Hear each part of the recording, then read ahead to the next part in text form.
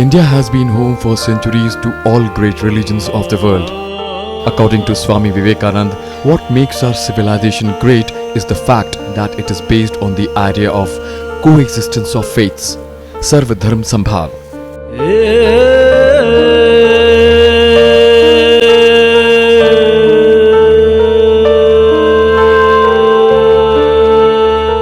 The freedom of religion in the Indian subcontinent is exemplified by the reign of Emperor Ashoka. One of King Ashoka's main concerns was to reform governmental institutes and exercise moral principles in his attempt to create a just and humane society. The Jews of Malabar and Konkan coast are believed to have come to India at the time of King Solomon's reign, and the Bene Israeli of the Konkan over 1,000 years. The Baghdadi Jews came to India from the Middle East for economic opportunities and to escape persecution in the 18th century under Daud Pasha. The Baghdadi Jews were the most recent wave of Jews to have settled in India, then part of the British Empire, because of trading opportunities and religious freedom. They primarily settled in Calcutta, the capital of British India, and Bombay. They came from several Middle Eastern countries including Iran, Syria, Iraq, Yemen, and are called Baghdadi because they followed the liturgy of Baghdad, a seat of Jewish learning. The Baghdadi Jewish trading diaspora elaborated ancient and medieval mercantile routes that enabled them to flourish under colonial rule. Having pre-capitalist trading networks already in place, the British provided the conditions for the expansion of these networks to new areas of the world. When the first Baghdadi Jewish settler, Shalom Cohen, arrived in Calcutta in the late 18th century, the British had identified Calcutta as an important commercial centre. The British East India Company, whose domain included India, China, Persia, Basra and Baghdad, allowed Jews free trade, used their help in its transactions and granted them British patronage. In the mid-19th century, trade between Baghdad and India was dominated by Baghdadi Jewish merchants. In the first part of the 19th century, they made large fortunes in the opium trade and in Calcutta's booming real estate market, and competed with other trading communities, including the Armenians and the Parsis, in this phase of mercantile capitalism.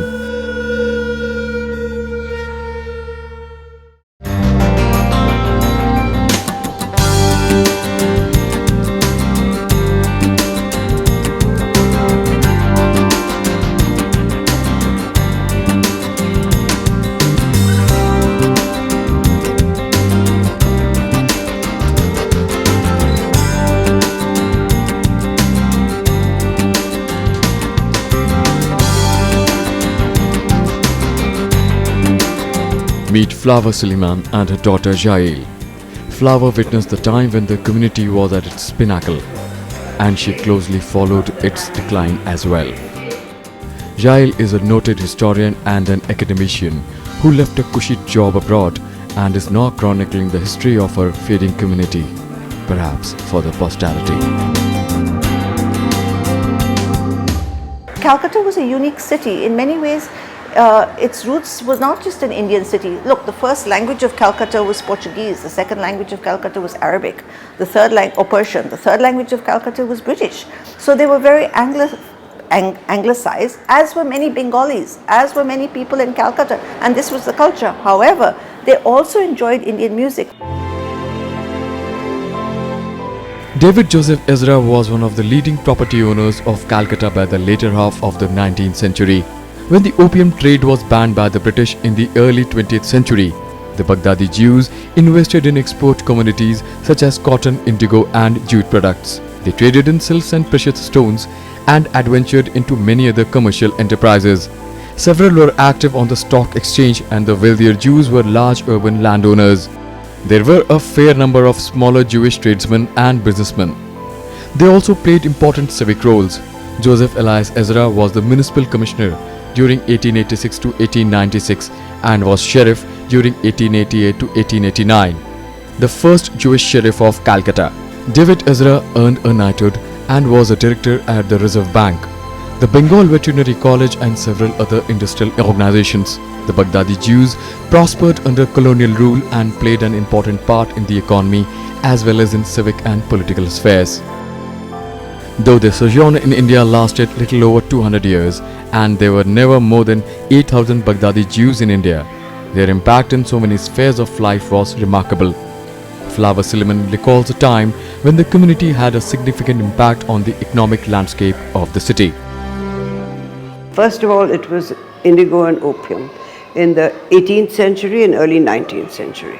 Opium was banned. They stopped the opium trade. Opium was history.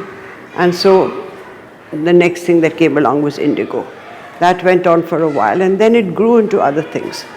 Bene Israeli came in the 19th century, late 19th century, 20th century, and they had tobacco, they had jute, they had tea, they had a printing press, and all this was in Agarpara.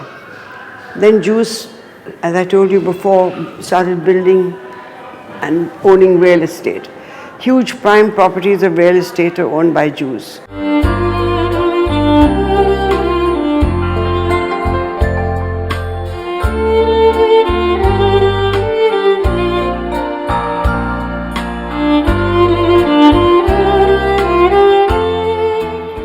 Once Jews established themselves in India, in time they formed communities and for religious and communal needs built many synagogues. The majority of the synagogues built by the Baghdadi Jews are imposing structures compared to the more modest ones of India's other Jewish communities.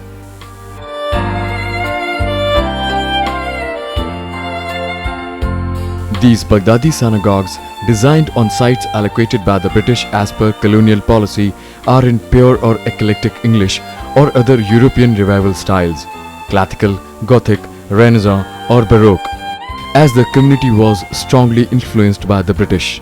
When the time came to erect synagogues beginning in the mid-1800s, the Baghdadi Jews built stately and expensive buildings with no intention of drawing from Indian or their own West Asian precedents. The Baghdadis chose Greco-Roman and other revival orders, church-like spires, Renaissance arcs, Baroque flourishes and Gothic details devised in Europe and revived in the 19th century as primary design components for their houses of prayer. When seeing these synagogues, foreigners and nationals alike may be surprised by what they regard as their seemingly un-Indian and decidedly Christian appearances. Yet in the British colonial landscape, these Baghdadi buildings were in keeping with tastes of the time. This reveals much about the social standing and aspirations of this Jewish community. Yes, we can't maintain more than this. So the columns actually are Italian. They came from Italy. And this is the center is what we call a bima or kufar, which is where they read the prayers from. And this actually is made of metal. At one point, the gentleman who founded the synagogue, Elijah David Ezra, wanted to cover this entire bima in silver. But this is a very Middle Eastern kind of synagogue in terms of the bima being in the center. And then we will walk together and look at the beautiful arches. Over here, you can see the arches. They have Hebrew writing, and it's phrases from the Psalms that are on each of them. Tile pattern is very, I think, Mediterranean, Middle Eastern. These curtains that are hanging over here are called parochets. They're in memory of people who died, so they give them to the synagogue. Over here, you see the blue dome, and it's to represent the sky, and Abraham's promises may be multiply, as the stars in the sky. We have the 3 windows over there, which is Shekhinah, for God's light to come to us, and also the eternal truths about the Lord being one. We don't have any images in our religion, so it's God's name. And the entire plaque has many very important Jewish symbols on it. The 2 on either side of the menorah, the candelabra. In the center you can see the 10 commandments, the tablets of the 10 commandments. Below you see the Wailing Wall and the cypress trees. And then you have those geometric formations. They're from our mystical books, and it's Gematria. It's numbers which have a certain meaning in numerology. And so that's pretty much it. And here it says, know who it is before you stand, the Lord, the King of Kings.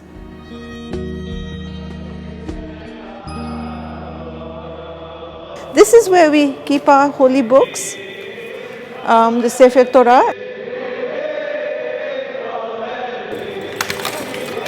This is the sacred scrolls. These were parchment, written in Baghdad, the 5 books of Moses. If you made one mistake in the writing, you had to start all over again.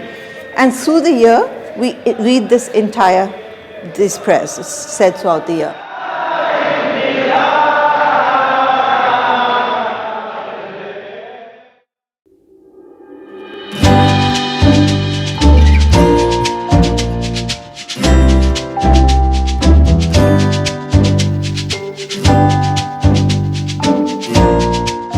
Nahum's confectionery is yet another Jewish legacy in the city.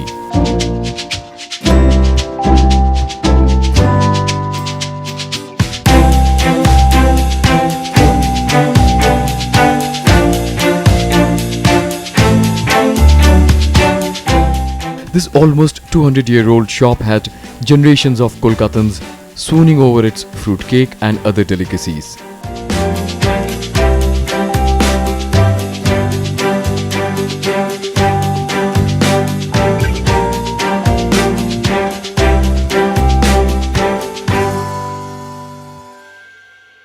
Rich fruit cake on their recipe, which is their grandfather established on that, and they on that basis, that rich fruit cake recipe still is the popular, not over Calcutta, not over India, even also in abroad also. Today I have come with my son, and a few days back I came with my grandson. So Nahum was attached with me for a long time, when I used to take cakes, pasties and other different sweet buns, this, that. So naturally I am fond of this from my childhood. This is like a nostalgic childhood memory. We keep on coming every time we come. We don't stay here, so every year we come here, we have to come and visit here, and the taste remains the same. How many years there are, whatever it happens, the price has increased maybe. Only authentic Jewish bakery in our city, and possibly, if I'm not mistaken, in Eastern India. Nahum signifies a culture, a tradition which is dying in India, especially in Kolkata. Former Major General J.F.R. Jacob and one of the hero of 1971 Indo-Pak battle travels into the past to reconnect with times gone by. A Jew by birth, he symbolizes the community's love and commitment toward its country. Jews have been in India since 2000 years. We've never known anti-Semitism. There have been no anti-Semitism in India. The Indian people embraced the Jews, and from Solomon's time they were there. So we had no problems. The Indian government has looked after the Jews. There's no anti-Semitism.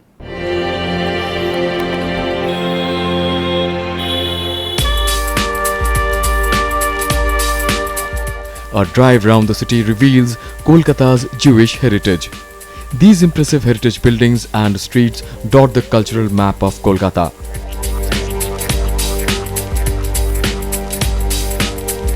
The Jews once owned the choicest pieces of real estate in Kolkata. Most of them are now beyond recognition or in utter state of neglect.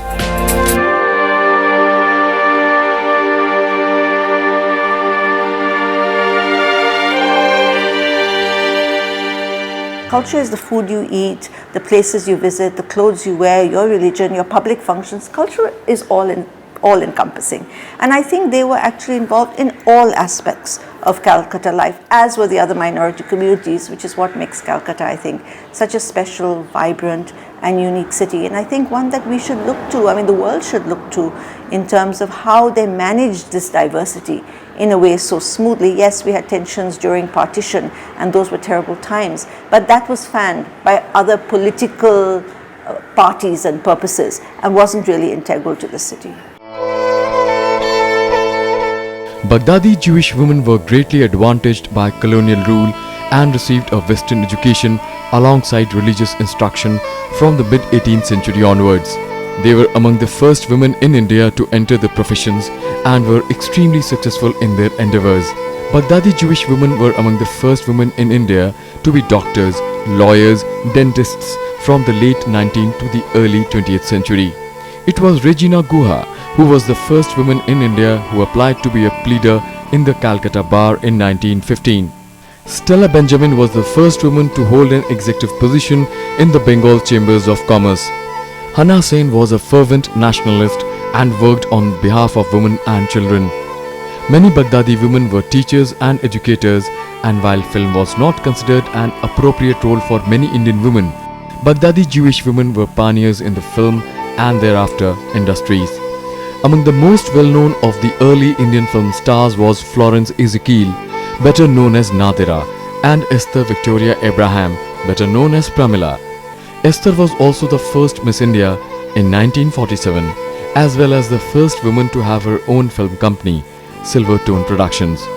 Her daughter Naki Jahan was also Miss India.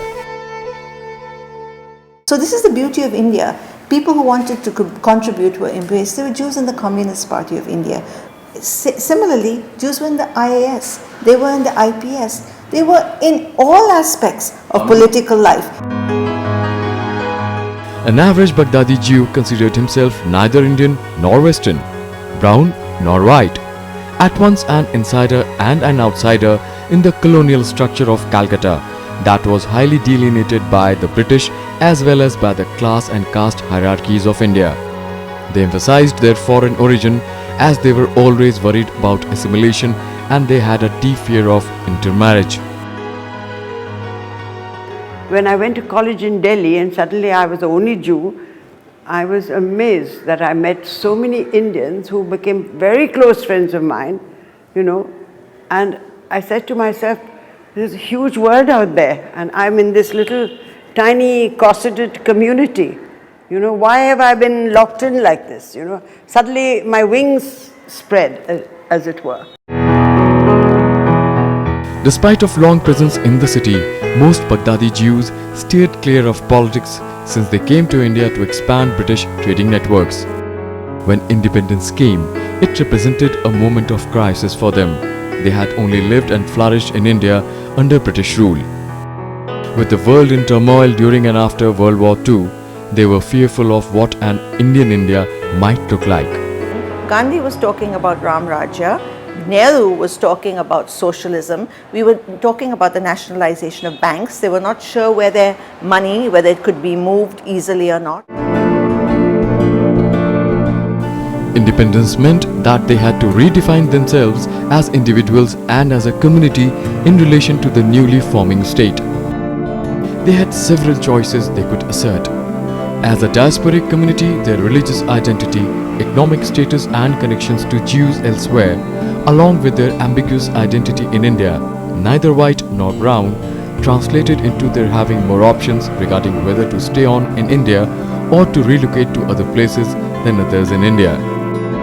The increased possibilities for immigration to Australia, England and other Commonwealth countries in the 50s and 60s drew many members of the Baghdadi Jewish community abroad. It was mostly the younger members of the community who left to find prosperity abroad. So once the richer Jews started leaving, or families of girls who married soldiers went abroad, they asked their family to come. Other Jews who went because the larger families were worried about their wealth and emigrated, their factories and businesses closed down, they employed Jews. Poorer Jews were looking for more economic opportunities. So I think there was a complex web of factors. So we had reached our peak in the 1940s, okay? And by 1950s, we were almost like a huge balloon that lost all its air, and there were very few people left. The wealthy of the community were not sure of their economic future in India, as the government of the day had socialistic leanings and talked about the nationalization of key sectors of the economy, including the nationalization of the banks. Thus, many of them left too, and once they left, their businesses were sold. Since they employed many members of the community, this meant that those they employed also looked abroad for job prospects. As they had skills that they gained in these Jewish enterprises, they were able to use these skills to secure jobs in the West.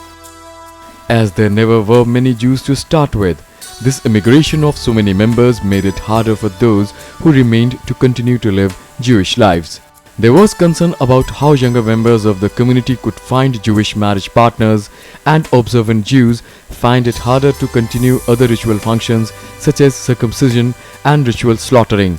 There is a narrow definition of that community, which is also a legal definition, which is dominated by the British idea of patrilineal succession, which of course doesn't sit very well with the Jewish ideas of succession, and especially succession to the religion, which is through the woman's side. So it's a matrilineal transmission of the faith. So of course, if you take that very seriously, then the moment you have women who are not of the faith in the community, there's this sense of the dilution of the community. As the community dwindled further in the late 60s and 70s, some of the poorer Jews were helped by the Israeli government to move to Israel, where they had better economic opportunities. What we had in the end after the 70s was really just the older people and a few families like my father, who'd been here for generations. His father was one of the first families to come, who thought, yes, India can still be a place for them. So I think it was a confluence of political, economic and social cultural factors that led to the exodus. The members of the community did have a certain amount of problems as to what their identity was, what they're going to be able to do here, and whether there were alternatives to trade and to commerce. So when there were opportunities to emigrate, particularly when Israel was formed in 1948, a lot of the people who would never have got an opportunity here left.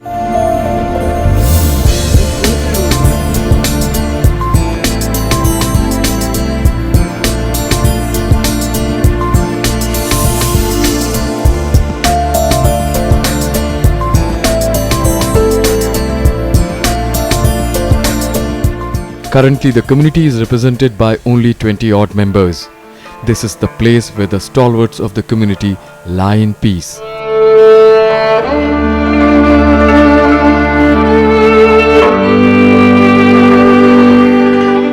This piece of land was given to Shalon Cohen, the first Jew to settle in the city, by his Hindu friend.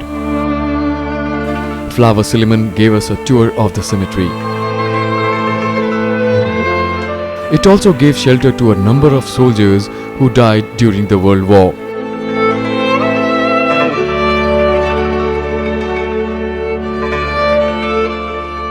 So essentially in architectural lexicon, See, these are all rounded. These are older graves. they all belong to the Baghdad School of Architecture. That's right. How you feel when right now you are here? Is It's- there a mixed feeling? It is a mixed feeling because it's a lot of nostalgia from the past, and you feel as if, you know, this is where you're going to also come to eventually, and somebody will be showing my grave to you 20 years from now or 10 years from now, and so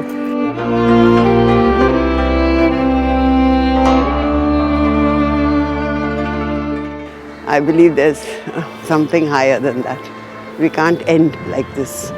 Your soul is gone somewhere else. This white building at the back is called a Geniza. I don't know if you've ever heard, the most famous Geniza was the Cairo Geniza. So when Hebrew books and prayer books get old, we can't throw them away. We have to bury them. So they're put into this thing called a Geniza, and they disintegrate into the earth, just like humans do. We're going to have more graves. We thought we'll have 5,000 people in this community will die. Where will they go? But now everybody's gone. The graves are all abroad. My father's buried in Sydney. My mother's buried in Jerusalem. They all left. So there's no need of these graves here. Otherwise, eventually we'd have filled all this. We were a huge community.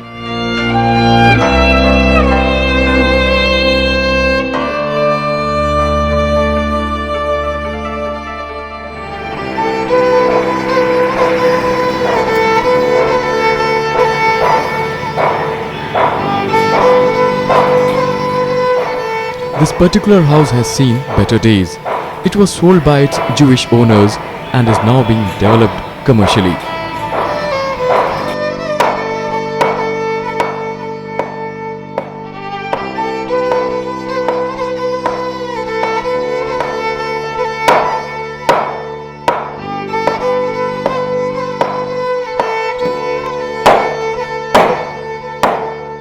Perhaps the vestiges of this building symbolizes the once vibrant community gradually fading into oblivion.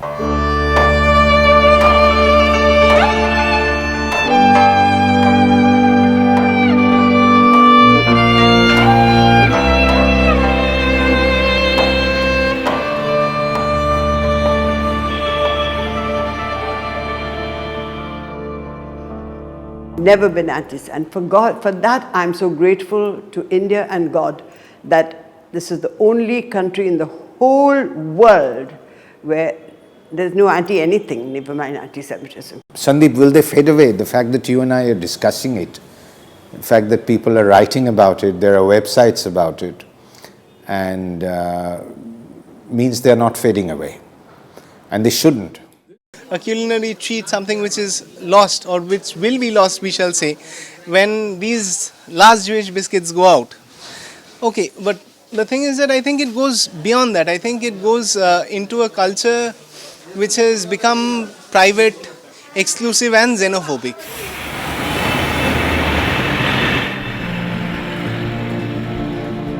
This small community admires Gandhi and his philosophy of social inclusion. Flower recalls the last days she spent with the Mahatma and the philosophy that helped them create and leave behind a legacy that eventually enriched the Indian social mosaic. We went to Gandhiji's prayer meetings and we sang Lead Kindly Light. That was a hymn he wanted us to sing. Lead kindly light amid the encircling gloom, lead thou me on. That was his favorite hymn. So we used to sing every time at his prayer meeting. I told you the day he died I didn't go to the prayer meeting, and thank God I would have seen him shot and I would have never been able to. It would have given me nightmares. You miss Gandhiji? Very much. I think he had in Hebrew we say Shekhinah, which means he had a kind of light that shone from his face. I never saw anybody in my life, only him I can tell you. When you saw Gandhiji, his bald head, it looked like a light was shining from him. I was very much an admirer of Gandhiji.